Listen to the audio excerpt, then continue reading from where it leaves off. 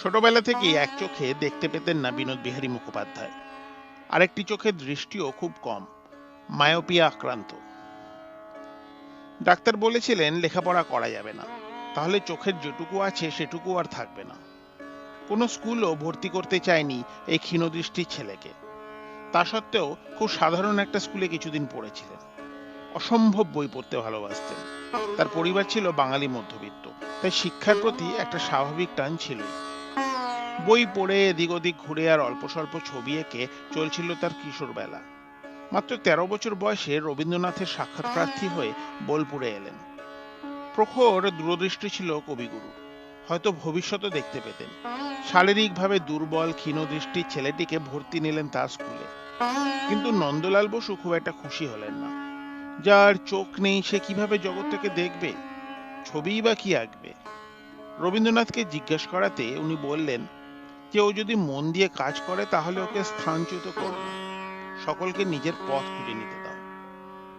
১৯১৯ সালে কলাভবন প্রতিষ্ঠিত হয়। বিনোদ বিহারী ছিলেন প্রথম দিককার ছাত্র।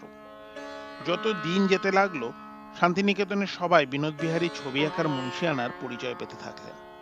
এমনকি গুরু নন্দলালও মেনে নিলেন তার প্রতিভা ও অধ্যবসায়কে।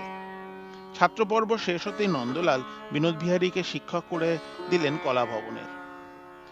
মিউরাল পেন্টিং এ বিশেষ দক্ষ ছিলেন বিনোদ বিহারী। হোস্টেলের দেয়ালে প্রথম হাতেখড়ি, তারপর নন্দলাল বসুর সহকারী হিসেবে যোগদান এবং পরবর্তীকালে ভারত তথা বিশ্বের অন্যতম শ্রেষ্ঠ মিউরাল শিল্পী হিসেবে তার আত্মপ্রকাশ। জাপানের শিল্প ও শিল্পীদের সাথে পরিচিত হতে টোকিও গেছিলেন বিনোদ বিহারী।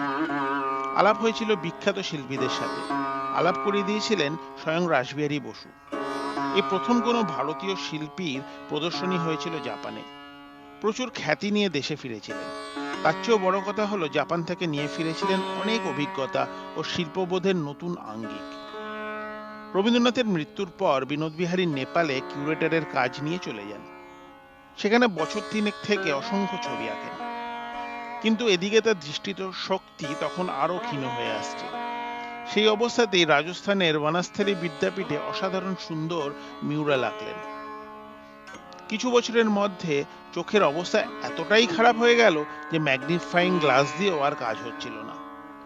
১৯৫৭ সালে দিল্লিতে চোখের অপারেশন করতে এলেন, কিন্তু শেষ রক্ষা হলো না।